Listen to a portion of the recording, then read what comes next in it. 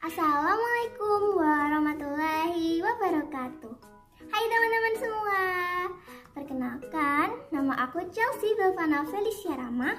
Aku dari SMPIT Nuridaya Surakarta. Pada kesempatan kali ini, kalian akan belajar bareng sama aku tentang pengertian sel, struktur sel dan fungsinya, perbedaan antara sel hewan dengan sel tumbuhan. Sebelumnya, mari kita simak dari Quran Surat Fussilat ayat 53 yang artinya kami akan memperlihatkan kepada mereka tanda-tanda kekuasaan kami di segala wilayah bumi dan pada diri mereka sendiri, hingga jelas bagi mereka bahwa Al-Quran itu adalah benar. Tiadakah cukup bahwa sesungguhnya Tuhanmu menjadi saksi atas segala sesuatu? Organisme makhluk hidup disusun dari hal yang paling kecil serta mendasar, yaitu sel.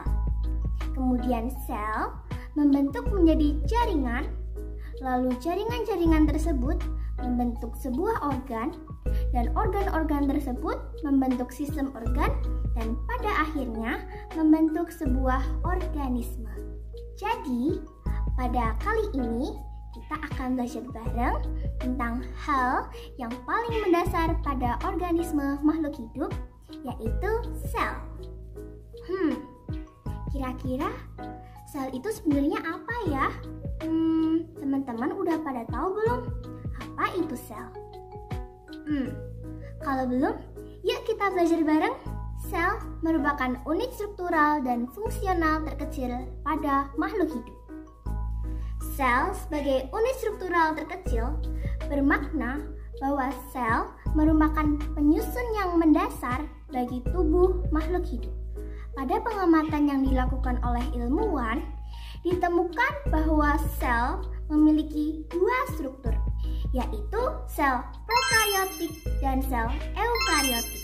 Sel prokariotik adalah sel yang tidak memiliki membran inti, yang artinya sel prokariotik adalah sel yang memiliki materi genetik DNA yang tidak dibungkus oleh membran inti. Contohnya adalah sel pada bakteri. Sedangkan sel eukariotik adalah sel yang memiliki membran inti sehingga terjadi pemisahan antara inti sel dan sitoplasma. Contoh sel eukariotik adalah sel tumbuhan dan sel hewan. Sel eukariotik tersusun atas sejumlah organel sel yang memiliki struktur dan fungsi tertentu, seperti membran sel, dinding sel, sitoplasma, inti sel, ribosom, mitokondria, retikulum endoplasma, badan Golgi, dan masih banyak lainnya. Nah, sekarang kita bahas yuk satu persatu struktur dan fungsinya. Membran sel. Membran sel adalah lapisan terluar yang membungkus dan menjaga komponen sel di dalamnya. Lapisan membran sel tersusun dari senyawa-senyawa kimia, mulai dari lipid, protein, sampai karbohidrat. Dinding sel. Ingat ya teman-teman, dinding sel itu hanya terdapat pada sel tumbuhan. Membran sel tumbuhan dilindungi oleh dinding sel. Selain untuk melindungi sel, dinding sel juga menjaga bentuk sel tumbuhan agar tidak berubah dan tetap. Nukleus.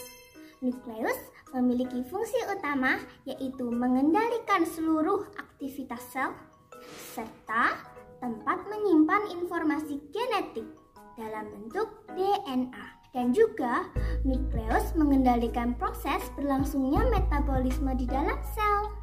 Ribosom. Ribosom merupakan butiran kecil yang tersebar di dalam sitoplasma dan ada pula yang menempel di retikulum endoplasma. Di dalam sel, ribosom berperan dalam sintesis protein. Sitosol. Sitosol merupakan cairan sel yang berfungsi sebagai tempat berlangsungnya reaksi metabolisme sel. Retikulum endoplasma. Retikulum endoplasma tersusun dari kantung pipih dan tabung dua lapis membran yang meluas dan menutupi sebagian besar sitoplasma. Terdapat dua jenis RE, yaitu retikulum endoplasma kasar yang ditempeli oleh ribosom dan juga retikulum halus yang tidak ditempeli ribosom. Retikulum endoplasma kasar berperan sebagai sintesis protein, sedangkan retikulum endoplasma halus berperan dalam sintesis lemak. Badan Golgi. Badan Golgi memiliki banyak sekali fungsi. Contohnya, memodifikasi, menyortir, dan mengemas makromolekul, yaitu protein, lipid, dan karbohidrat. Badan Golgi juga membentuk lisosom dan membentuk proteoglikan. Dan juga, badan Golgi mengatur transportasi molekul di dalam sel lisosom. Ingat ya, lisosom itu hanya terdapat pada hewan. Lisosom berfungsi untuk mencerna molekul besar yang ada di dalam sel dan merusak sel-sel asing. Mitokondria. Mitokondria merupakan organel membran rangkap yang berperan dalam respirasi sel. Untuk menghasilkan energi sel, mitokondria tersusun atas membran luar, membran dalam, kristal, dan matriks. Sentriol. Ingat ya, sentriol hanya terdapat pada hewan atau jamur. Sentriol berfungsi untuk pembelahan sel. Sebelum terjadi pembelahan, sentriol masih berupa sentrosom. Plastisida. Ingat ya teman-teman, plastisida itu hanya terdapat di sel tumbuhan. Plastisida mengandung pigmen atau warna tertentu. Kloroplast merupakan plastisida yang berwarna hijau karena memiliki klorofil dan berperan dalam proses fotosintesis. Kalau klorofil tadi berwarna hijau, sekarang yang warna kuning namanya kromoplast. Kromoplast berwarna kuning karena dia memiliki pigmen xanthofil. Setelah ada klorofil dan kromoplast, ternyata ada juga yang warna putih. Yang warna putih itu merupakan leukoplast. Leukoplast berwarna putih dan berguna sebagai tempat cadangan makanan. Vakuola. Vakuola berukuran besar dan berisi cadangan makanan. Adapun pada hewan, vakuola berukuran kecil. Pada protozoa terdapat dua jenis vakuola, yaitu vakuola makanan dan vakuola kontraktil. Vakuola makanan berfungsi untuk mencerna makanan, sedangkan vakuola kontraktil berfungsi untuk mengeluarkan zat sisa dan mengatur keseimbangan dalam sel. Nah, untuk lebih jelasnya, kemarin aku udah sempat bikin miniatur sel tumbuhan. Bahannya terbuat dari styrofoam dan malam aja. Nah, ini dia hasilnya. Kemarin aku sempat buat ini. Ini adalah contoh miniatur sel tumbuhan. Ini adalah dinding sel. Dan ini ada mitokondria. Ini ada ribosom. Ini ada amylopas. Ini ada retikulum endoplasma yang kasar dan yang halus. Ini ada kloroplast. Ini ada vakuola nih, yang besar sekali ini, vakuola. Kalau yang ini ada badan Golgi. Ini ada nukleus dan nukleolus. Tada! Kalian bisa coba ya di rumah. Oke, sekarang kita lanjut yuk menuju perbedaan antara sel tumbuhan dengan sel hewan. Untuk yang di samping kiri aku adalah gambar dari sel hewan. Sedangkan untuk yang di samping kanan aku, ini adalah gambar dari sel tumbuhan. Kalau dilihat-lihat, bentuknya berbeda ya. Perbedaan yang pertama adalah sel tumbuhan memiliki dinding sel, namun tidak dengan sel hewan.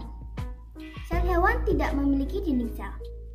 Dinding sel tumbuhan yang kaku tidak ada di sel hewan karena tumbuhan tidak bergerak aktif. Yang kedua adalah sentriol.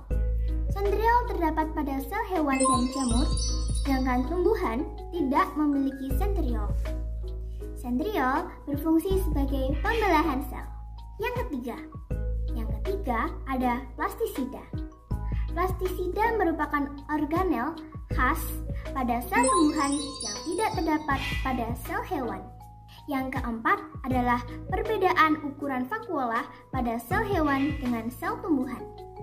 Sel hewan memiliki satu atau lebih vakuola kecil, sedangkan sel tumbuhan memiliki satu vakuola sentral besar yang dapat mengambil hingga 90% volume sel.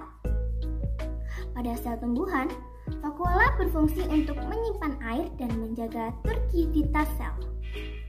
Vakuola dalam sel hewan menyimpan air, ion, dan limbah. Yang kelima adalah letak nukleus. Letak nukleus sel hewan dengan sel tumbuhan berbeda. Kalau di sel hewan, nukleusnya itu berada di tengah. Sedangkan kalau di sel tumbuhan, letak nukleusnya itu berada di tepi sel. Yang keenam adalah lisosom. Sel hewan memiliki lisosom, sedangkan tumbuhan tidak memilikinya. Lisosom berfungsi untuk mencerna molekul besar yang ada di dalam sel hewan dan merusak sel-sel asing. Dan yang terakhir adalah sentrosom. Sentrosom berbentuk bulat kecil yang terletak pada salah satu kutub inti dan hanya dijumpai pada sel hewan. Sentrosom pada saat reproduksi sel akan membelah menjadi sentriol. Jadi, itulah yang kita pelajari pada kesempatan kali ini. Dengan belajar bareng, aku harap kita bisa menambah wawasan yang lebih luas serta lebih memahami ciptaan Allah yang sangat amat luar biasa ini. Sekian dari saya. Wassalamualaikum warahmatullahi wabarakatuh.